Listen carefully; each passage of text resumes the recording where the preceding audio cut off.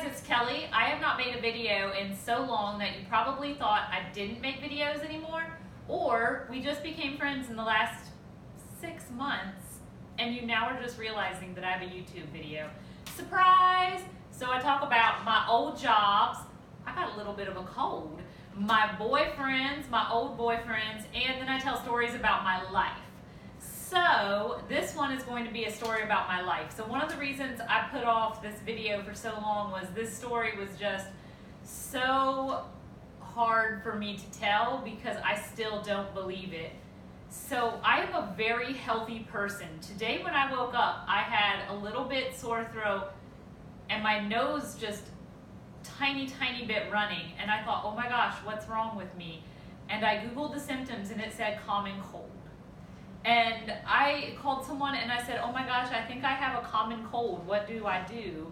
And they said, well, you just don't, you're gonna be okay. Like, I'm saying I barely get sick. I had to Google the symptoms of a cold. And as you can hear, I'm basically fine. I just had a lot of liquid and I'm fine. So in July of 2017, I woke up one morning and I got super sick. Like, you wanna know what kind of sick? Gross. Like, I just felt like, will I ever leave the bathroom sick? What is wrong with me? Am I gonna make it through this day? And I called someone and I said to them, please bring me some medicine. It was July 4th, and everyone I know knew that lived close to me. My church meets geographically, and everyone I knew was at a breakfast. And I said, please bring me something. And by the time I laid down, and by the time that the breakfast was over, I felt okay. And I was so confused the rest of the day, like, what is wrong with me? I got sick like that 3 times in July. And now I know that my body was under attack. In August, I started uncontrollably drinking water and drinking juice and drinking anything. I do not drink alcohol or caffeine or even soda, except for Sprite, but no like caffeine sodas or anything, but drinking anything I could get my hands on. I was drinking a water bottle about this big every 50 minutes. I could barely drive anywhere. I couldn't drive like 30 minutes without having to get a drink or having to go to the bathroom. I was struggling to be able to, I'm a massage therapist, and I was struggling to be able to complete massages without having to go pee or drink. Like, I just couldn't stop drinking and peeing. I went to an amusement park in Utah in August and I drank so much and ate so much that I went to the bathroom after every ride. And I started feeling so sick and so weird. And I started eating sugar uncontrollably. There were certain days where I'm like, I need sugar. I just have to have sugar. And I have never been a sugar person. I'm like, oh, maybe my hormones are changing or something. But I have never in my life been a sugar person, and all of a sudden I was craving sugar. So finally, one day I was talking to my friend Charlotte, and I said to her, I am so very tired. And the next day I went into work and I had this weird pain in my chest right here. And I felt like I can't work. And I tried to massage this lady and it only lasted 30 minutes. And I said, I have to go to the hospital. And my friend said, no, you don't have insurance. I said, doesn't matter. I feel compelled. I feel like I have to go. Then I felt like I gotta call Charlotte. So I called her. She said, what is wrong? Are you suicidal? I said, no, something's wrong with me and I have to go to the hospital. And every time from August to October when I went, I Googled my symptoms and it said type 1 diabetes or stress. And I have a guy friend and he's a little stressful sometimes. He won't watch this video because he said that he's not going to watch any videos because I will talk over it and then he has to hear me double talk a story that he already has heard several times. Then I'll tell him it again afterward, so he declines to watch these videos. So anyway, and I'm not mad about that, but I thought, well, he must really be stressing me out. But then I realized, wait, he has stressed me out way more than this in the past, and something is going on. So they took Charlotte and I back. They did lots of tests on me, and they came back and they said, you have type 2 diabetes. And I was like, type 2 diabetes? Like, whoa, I was not expecting that. Then they did my blood work and they came back and said, you do not have type 2 diabetes. I was like, I know that's right. And then they said, you have type 1 diabetes. I said, I don't even know what that means. I don't understand anything about that. And they said, we are admitting you. I was like, oh my gosh, so many levels in my body were off. I had IVs coming in everywhere. I had IVs coming in here, IVs coming in here, not here, but here, everywhere. And then there was all these students that did things. They had to take arterial blood at one point. Never. That hurts so much. You just don't even want to know.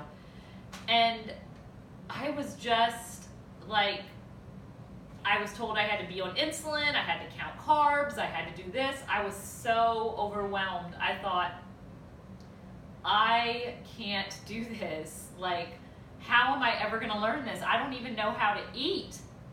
And I had wrote, another video will be about this, but I had wrote a ghost tour. It was October, and I wrote a ghost tour about the city I work in. I had gone around and researched it since June, and I couldn't get out of the hospital to do my tour.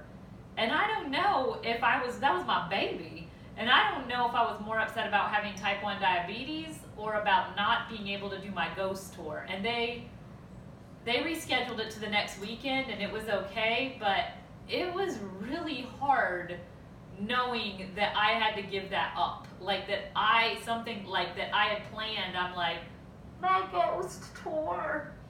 And people were just so kind to me. And after 5 days of being in the hospital, I was able to go home, and I was really scared to go home because I didn't know what to eat or what to do or how to get insurance or how to take insulin or anything. They had done that for me in the hospital, and I was so scared. And I went over to my friend Charlotte's, and there was a man I go to church with over there visiting her father, and he is a type 1 diabetic. And I felt like, I can't do this. I don't know how to do this. And he showed me how to do everything again. And he showed me like how to do everything, and I was just freaking out. And then all of a sudden I did it. I did everything. I took my blood sugar. I gave myself insulin, and it's like, I did it. And then I felt like I'm the only person in their 40s that's ever got type 1 diabetes. And I joined several Facebook groups, and I found lots of other people that got diabetes in their 40s, and I immediately added them all as friends. And so now on May 18th, it'll be 6 months that I've had diabetes, type 1 diabetes. And it has been an interesting 6 months. I still can't believe I have to prick my finger every single time before I eat. That's hard for me to believe. And I've had some really hard times. Someone texted me once to be really careful so I don't die, and that I was going to die a lot earlier now. And then I Googled lifespan of a diabetic person, and I saw that it was for a woman between 60 and 65. And that really depressed me. Like, I don't want to die in my 60s. But then I Googled lifestyle of a regular person, and I saw that that was in their 70s to early 80s. And I'm like, okay, I know plenty of people that have lived past that. I just need to stay healthy. And so since then, I have figured out insurance. I'm still working on carb counting and insulin, but isn't that just a lifetime for everyone? And I feel like, gosh, I am like so unorganized. How did I get this? I mean, I forget all the time, then I have to go back in my house, right? It's been a life-changing event. But because of that, I have learned so much more empathy, and I eat so much healthier. I have fruit in almost every meal. I have veggies in almost every meal. And I drink a lot of water. Like, not as much as I was before, but I have water with basically every meal. And I really think about what I take into my body.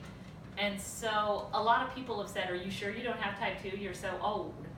And then I'm like, I'm positive. So I wrote down, why I have this piece of paper, I knew I couldn't remember this, is that the difference in type 1 and type 2 is, for me, my body cannot produce insulin. My pancreas died. My immune system attacked my insulin-producing cells, and the symptoms appear suddenly. Yes, usually kids or young adults get it, so I have late adult onset. And most people take, well, no, excuse me, I must take insulin daily. If you have type 2, your body produces a little insulin. And if you have a healthy diet, exercise, and get down to a normal weight and avoid smoking, then you can hopefully get rid of it. Sometimes you have to take pills, sometimes you have to take insulin, but hopefully you can. So also, the hardest thing I found out about the type 1, I'm not even going to talk about now. I'll talk about that in a further video, and then in a further one I'll show you all the things I use, but it has been hard, but I am really grateful for my good friends, for my religion, and for the resilience that I've had all of my life. And so that is that story, and now this is just part of my life until I live to be 100, hopefully. Thanks, bye.